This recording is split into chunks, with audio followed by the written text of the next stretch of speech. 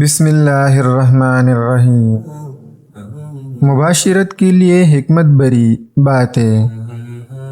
دوران مباشرت اگر مرد کا انزال جلد ہو جاتا ہو تو اسے چاہیے کہ چنے زیادہ کھایا کرے۔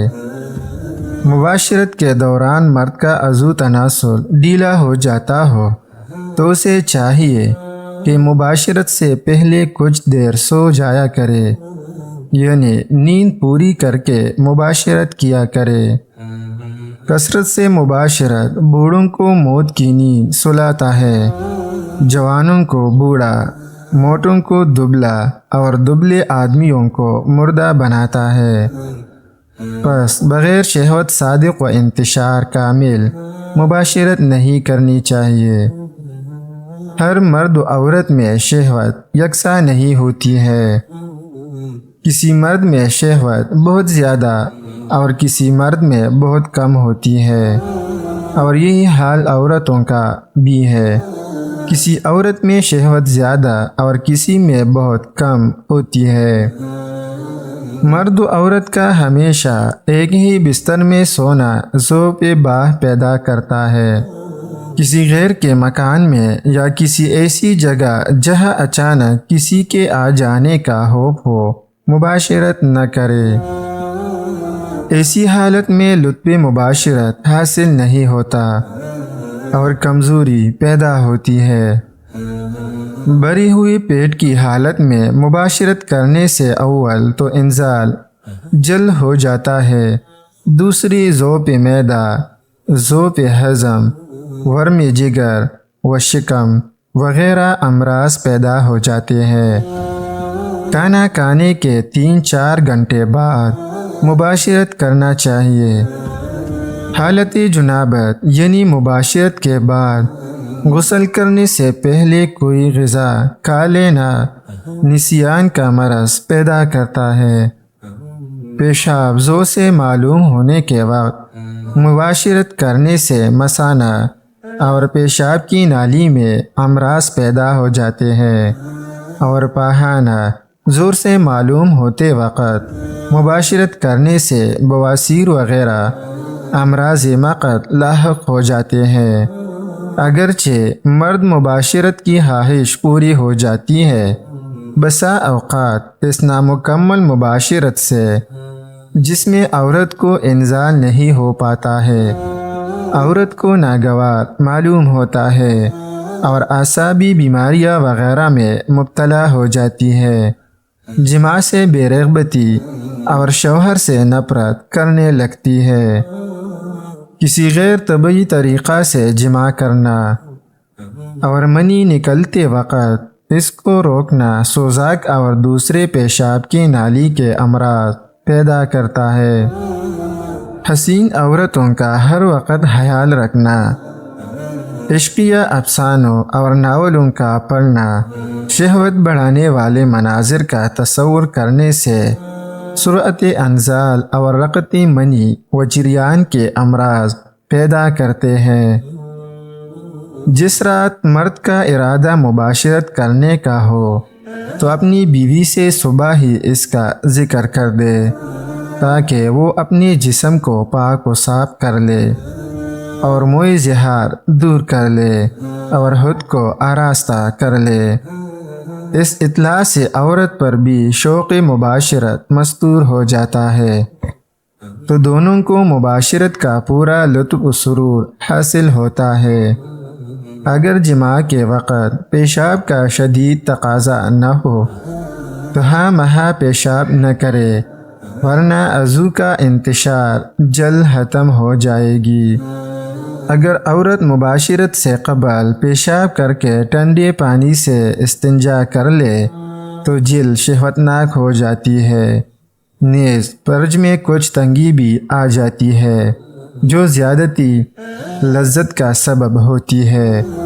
بقول حکیم بو علی سینا، جس طرح کثرت مباشرت میں خرابیاں ہیں اسی طرح ترک مباشرت میں بھی نقصانات ہیں۔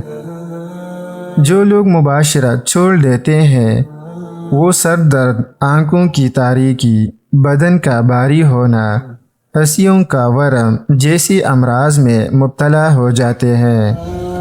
مباشرت کے دوران کسی اجنبیہ یعنی کسی نامحرم عورت کا تصور ہرگز نہ کرے۔ ایسا کرنا سخت گناہ ہے اور یہ بھی ایک قسم کا زنا ہے۔ مباشرت کے لیے ایسا مقام ہونا چاہیے جہاں کوئی دوسرا شخص، مرد، عورت، سمجھدار بچہ یا بوڑھا نہ ہو۔ بعض علماء نے ناسمجھ بچوں، جانوروں یا سوئے ہوئے لوگوں کی موجودگی میں بھی جماع کرنے کو منع فرمایا ہے۔ شوہر کا بیوی سے اور بیوی کا شوہر سے کوئی پردہ نہیں۔ مرد اپنی بیوی کا سر سے لے کر پیر تک سارا بدن دیکھ سکتا اور چھو سکتا ہے۔ اسی طرح عورت کو مرد کے ہر حصہ بدن کو دیکھنا اور ہاتھ سے چھونا جائز ہے، ہاں شہوت کے ساتھ ہو یا بغیر شہوت کے۔ مجامعت کم ہی کرنا ہر حال میں بہتر ہے، کیونکہ مجامعت میں جو چیز خرچ ہوتی ہے وہی روغن حیات ہے۔ چراغ عمر اسی سے روشن رہتا ہے۔ سرعت انزال سے بچنے کے لیے کٹی چیزیں زیادہ نہ کھایا کرے۔ بخار کی حالت میں مباشرت کرنے سے بدن میں حرارت بس جاتی ہے اور دق کی صورت اختیار کر لیتی ہے۔ مباشرت کے بعد کوئی مرغن و شیرین غذا، انڈے کا حلوہ، گاجر کا حلوہ، شہد آمیز دودھ یا میوجات کا آمیزہ کھا لینے سے قوت باہ کم نہیں ہوتی۔ اگر یہ کچھ میسر نہ ہو تو 2-3 تولہ گڑ ہی کھا لے، مگر پاکی حاصل کرنے کے بعد ہی کھانا بہتر ہے۔ آنکھیں دکھنے کی حالت میں مباشرت کرنے سے آنکھوں میں زخم اور سپیدی پیدا ہو جاتی ہے۔ نشہ کی حالت میں مباشرت کرنا تمام بدن میں فساد کا باعث ہوتا ہے۔ نبی کریم صلی اللہ علیہ وآلہ وسلم نے ایک ہی بستر میں 2 مردوں یا 2 عورتوں کا ایک ساتھ سونے کی ممانعت فرمائی ہے۔ برہنہ حالت میں ایک عورت کا دوسری عورت سے بدن مس کرنا بھی منع ہے۔ حضرت ابو سعید خدری رضی اللہ تعالیٰ عنہ سے روایت ہے کہ نبی کریم صلی اللہ علیہ وآلہ وسلم نے ارشاد فرمایا کہ کوئی مرد کسی مرد کو ننگا نہ دیکھے، اور نہ کوئی عورت کسی عورت کو برہنہ دیکھے، اور نہ 2 مرد ایک بستر اور ایک کپڑے میں سوئے، اور نہ 2 عورتیں ایک کپڑے میں سوئے۔ نیز ریاض الصالحین میں واضح الفاظ کے ساتھ حدیث میں 10 سال سے زیادہ عمر کے بچوں کو الگ الگ بستروں پر سلانے کی ہدایت آئی ہے، اور یہ حکمت و مصلحت ہر ذی ہوش کے سمجھ میں آنے والی ہے۔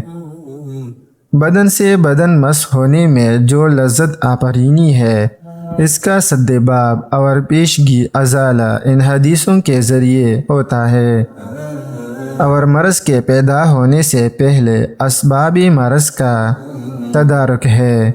احتیاط کا تقاضا ہے کہ اس زمانے میں سختی سے ان انمول ہدایتوں پر عمل کیا جائے، اور سمجھدار بچوں اور سمجھدار بچیوں کو سختی کے ساتھ علیحدہ علیحدہ بستروں میں سونے سلانے کا اہتمام کیا جائے۔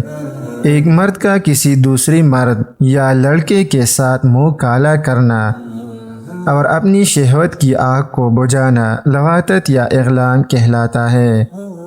یہ خبیث عادت سب سے پہلے حضرت لوط علیہ السلام کی قوم میں پیدا ہوئی، جس کو حضرت لوط علیہ السلام نے اللہ کے حکم سے روکنے کی کوشش کی اور ہر طرح اسے سمجھایا، مگر جب قوم کسی طرح نہ مانی تو عذاب الہی نازل ہوا۔